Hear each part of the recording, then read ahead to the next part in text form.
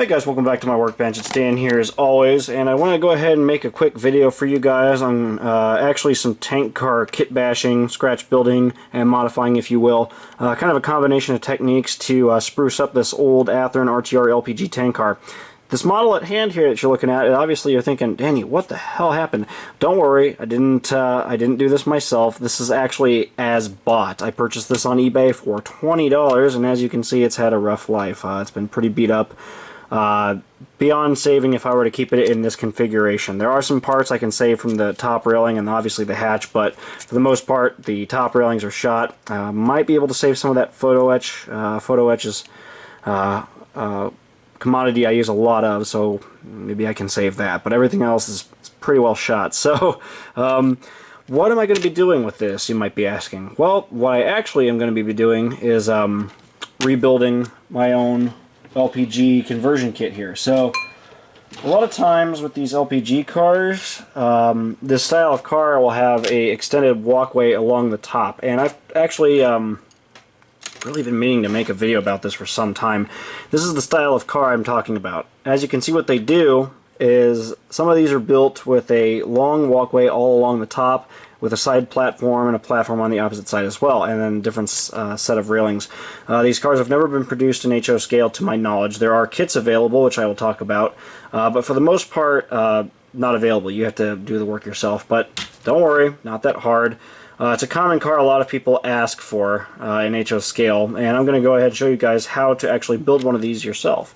Not too hard. I've built a couple of these, and I've actually built a couple variations. In total, I've probably built about 10 of these, and I've sold most of them off. I'm down to my last 4, and it's time to start building new ones to replace the old that I have, and this is going to be a good substitute model. Talking about the builds themselves and what to use, I always recommend using the Athearn RTR style LPG tank car, similar to this. If you can find an older car for $30, $40 price range, don't pay more than that unless you're getting a Genesis. If you're going to get Genesis, $50, $60 is to be expected, unless you get a really stinking good deal, like I have before, but it's unusual. I like to use the RTR cars. These are good for the builds. You can use the early style LPG car as well, but the only issue with the early style car is that those have the walkway running on the very top of the tank body, and there's going to be a lot more holes to fill. Well, as this, there's only going to be some minor holes to fill. Matter of fact, only 6. For doing it this way with this style car, it's much easier to convert. So that's just something to kind of keep in mind here.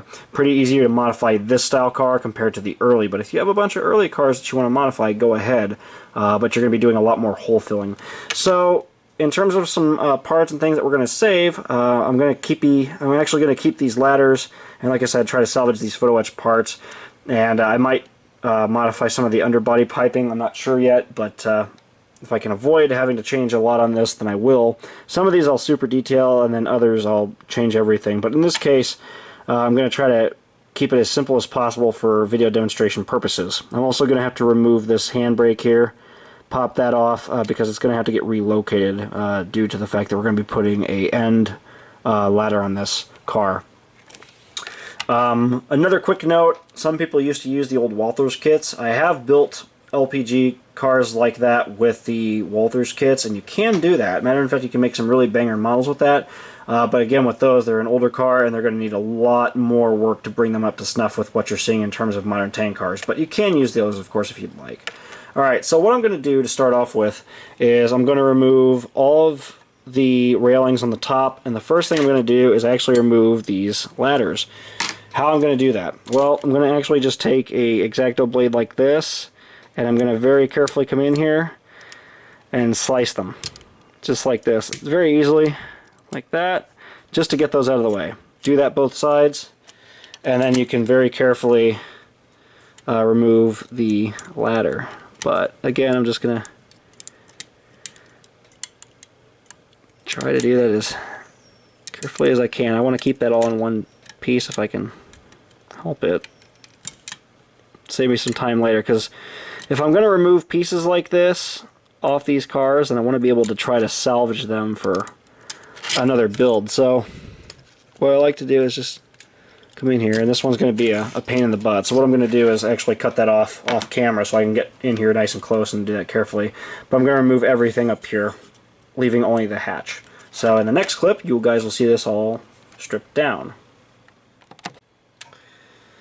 Okay, let's look at this car body now, and you guys will see what components I've actually taken off here. I've removed all of the walkways from the top, and I've removed the little supports, the ladders obviously. On the end I removed the handbrake in preparation for new ladders. We'll remount that later.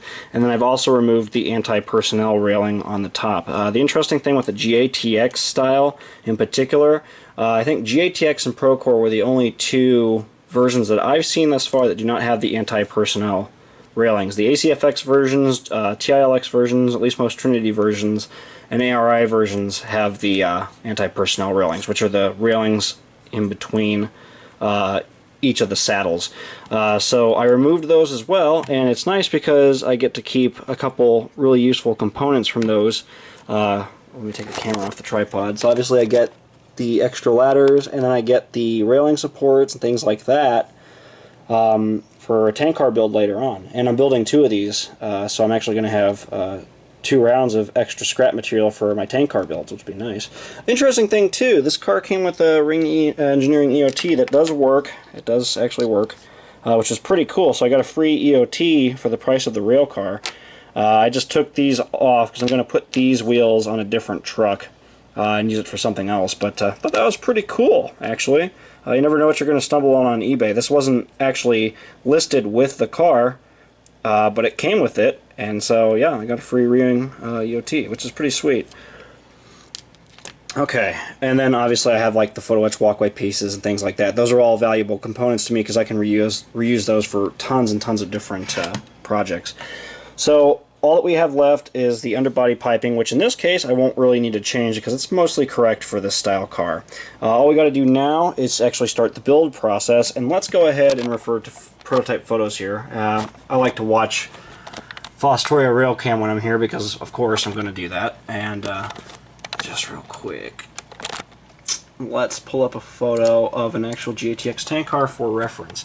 This is the walkway we're going to build. This is going to be pretty straightforward. You can see the supports are simple. It's just brackets with railings. And then the platform on the other side is pretty straightforward as well. Like I said, I've built a couple of these so far, so these are pretty straightforward. Let me show you the option I'm going to use here, which is going to actually be the kit offered by Plano Walkway. And, oh, again, here, notice there's no personnel railing. Key component with this car, those don't have these, which is interesting. So that's the style of car I'm going to make. I'm going to be doing 5753 and 57133, I believe, are the cars that I've picked because I've actually seen those cars in person actually as of last night, which is the reason I actually decided to start this build, because I got to witness some prototypes in action in Fostoria, Ohio, and that inspired me. So quick go back here. Okay. So yeah, now what I'm going to do is go ahead and grab a kit here, and I'll show you guys what we're going to be using to add the walkway. Here's the kit, 303. They make a Trinity and a GATX style walkway. This is the GATX style, or the GATX actually might be 306, but this will still work. This will work just fine. And it comes with this nice little kit with all the photo etch pieces, extra photo etch parts.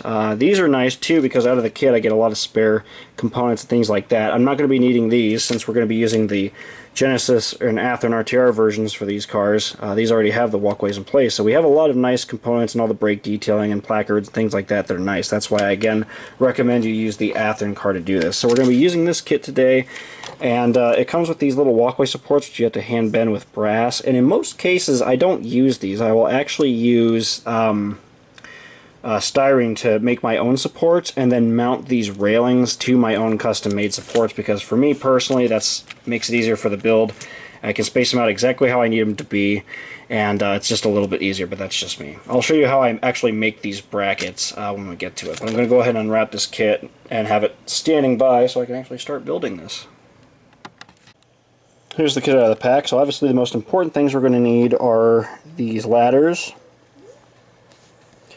one of these 2 walkways, and then all the railings for the top. I'm going to start by cutting out these, and what I recommend you do is have a hard mat or something like that to cut, and then I actually use a chisel the side of a chisel like this to come in and cut these pieces out. It will waste a blade really quickly on one of these kits, but it's worth it because you can get all the parts out, have a clean cut, and you won't have to worry about filing.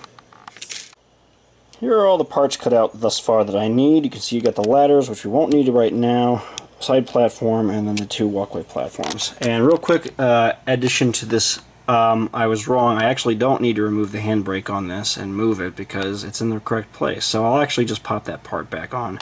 But for painting, it'll actually be easier to keep that off, so that kind of works out. But just as a reference, the brake wheel is going to be on the left side of the tank body, and then the walkway is going to be on the right side of the brake end, just if that makes sense. So on our car, brake here, walkway, ladder here, and then the walkway is going to be on this side, if that makes sense. And what's also nice about these Athearn cars, these have these mold lines here. I use these on these cars to mark and position my platforms. It's a handy little trick with these cars. These have these nice little lines through them. It's not prototypical, they're not supposed to be there, but it's molding lines. But that line actually does come in handy for this because this will help. And if you put your platform supports pretty much in position with this line, you'll get it straight every time. It's just a handy little trick to use because this is a perfectly straight line all the way down the car body, as you can see. So that's a little trick you can use here. So I'm going to start making these little walkway supports and go from there. By the way, if you guys do get this kit and you do want to use these, you can. You just have to do a lot of cutting and filing with the brass pieces, and that's kind of why I avoid them compared to if I use styrene strip and cut it to size. I get a perfect cut every time, and it's consistently the same size, and I can build them very, very quickly. So this is something to consider there. Oh, by the way, too, there are some holes that we're going to have to fill on the top here, and then a little bit of filing just to make sure it's smooth before we repaint this, but I'm going to take care of that in a second. But you will have to fill these holes, and then the holes on the base of the car where we removed that anti-personnel railing. Just fill those in with your putty of choice, and then sand things smooth, being careful not to harm our weld seams. We don't want to do anything with these. We want to keep those. But it's pretty easy. You just take a little bit of putty. I always use spackling. Old spackling pink compound, wet it up with water, mix it up, and then just apply it, and then actually just smooth it off with my finger, and it works every time. Okay, so unfortunately I got into this and I wasn't able to show this, but basically what I've done is I've taken a sheet of 010-inch styrene and cut little strips, and again, using that molded line as a reference, I glued these pieces right smack on that line all the way down so they're perfectly dead straight. All cut perfectly to size by using my metal ruler, cutting a strip like this out, and then cutting little pieces just like this. Now for the top pieces that are going to actually support the photo etch walkway, I switched to wait a minute, this is 010-inch. Excuse me. This is 010-inch for the top of the walkway. This is 015. There we go. So the thicker is 015. These supports are 015, and then these top pieces are going to be 010. So I'm going to add all those, and then let those sit overnight. Get good and hard, and also while I'm doing that, fill these holes on top and on the sides. Okay guys, well, I ended up having to skip a couple steps here just because it started getting a little bit labor intensive and I needed to just keep working. It ended up being kind of a late day, so what I've gotten done is I've installed the entire walkway railing, and I've installed the outer platform on both sides with the walkway supports. Now this is all styrene. Again, you can use the brass pieces if you like to make your own, but I find this a little bit easier, plus it doesn't involve drilling holes. But again, just make sure that you use that little mold line on top of the tank body to kind of position everything and keep everything as straight as possible. If your photo etch pieces are a little warped, make sure you try to flatten those out as well. That's going to be really important as well. So honestly, it's looking pretty good. And with most of that work done too, you can see now we're looking at the rest of the holes that we need to fill, but you can see that we've cleverly disguised some of them so that there's now less holes to fill. If you're a perfectionist though, you can of course go back and fill all your holes before you do this, but I was cutting a corner there for the sake of demonstration because I was trying to keep moving with this project. But you can see the outer walkway platform is ready, and at this point we're ready to install our end ladders, which are these pieces, and these fit really nicely on these kits, and I'll install one and then show you guys how I install these. It's pretty simple. So to do these end ladders, it's pretty simple. The piece has extra length to it, and what you're going to need to do is shorten these pieces. As you can see, that's how much I ended up having to cut off compared to what it looks like stock. I had to take quite a bit of those little base stems off, and then as you get towards the top of this railing, you make a little bend right here at this railing. Just like this, but keep it angled inward. That's correct because that's how they are on the prototype. Angled in and then angled back out like this. It's not straight down, it's angled. So that's how you need to do that. And then the little platform at the top, you just bend and it'll fit right under that photo etch piece if you've lined everything up correctly. So I'm going to bend this piece exactly like this one. And again, once you've done one of these, you'll figure out really quickly how you need to bend it, and it comes together very easy. Okay, well, it didn't go as planned. I was not trying to have to scratch build the railings in this particular case, but that's what I ended up having to do. Here's the reason why, and here's the downside with using a photo etch kit. Let me bring these in here. These pieces warp and bend extremely easy, and there's also these little points that are hard to cut off, these little mounting points on the, they're like a little peg, right?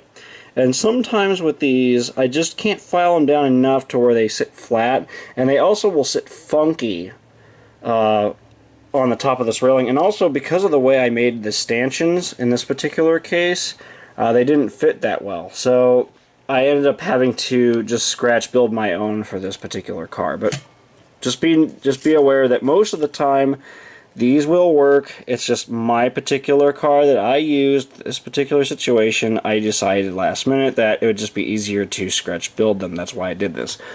So how did I scratch build the railings on this? Well, I used 10-inch phosphor bronze wire from actually Tichy wire, and then I just scratch built my own stanchions, which gave me the freedom to actually glue them and mount them and cement them to the bases that I already made. So essentially, if I were to do this again this way, all I really would have to do is make one long handrail support and then the little mounting piece, and then glue each of those. So it would all be one piece, so it would actually be quite sturdy. So that's actually how I recommend you do this. This is a 3-piece mounting now. So not the most ideal way of doing this, but you know, this was all last minute, this was not planned, but that's how it actually came out. So it looks okay. Add the supports there last minute, and then on this side, added those supports as well. And then the only stock pieces are these guys, because these have the specific bend, which are nice. And I just cut those to size, glued those in place, and then on the ends, obviously the ladders are installed, as you can see. Super simple. And now I'm going to go ahead and pop the handbrake back on that end there, the brake end. And then I can go in and fill all those holes. I know, I keep saying I'm going to fill all those holes. It's annoying. Anyways, that's pretty much the build portion itself. After that, it's just a matter, well, after we fill the holes, it'll just be a matter of painting. And with painting on this particular car, I'm going to see if I can try to save some of this data, like the LPG stenciling and some of this, so I don't have to redo it. So I'm actually going to try to see if I can just blend the paint a little bit, similar to like what they do in auto body shops, where you just try to match the paint coat, essentially, and then paint blended. I'll show you guys what I'm talking about in a little bit. I'm tired, it's late, it's about 1 o'clock in the morning. I had a late night at work here on Saturday, so came home, threw on the final bits, and honestly I'm pleased, but yeah, next time you see this, we'll be ready for painting.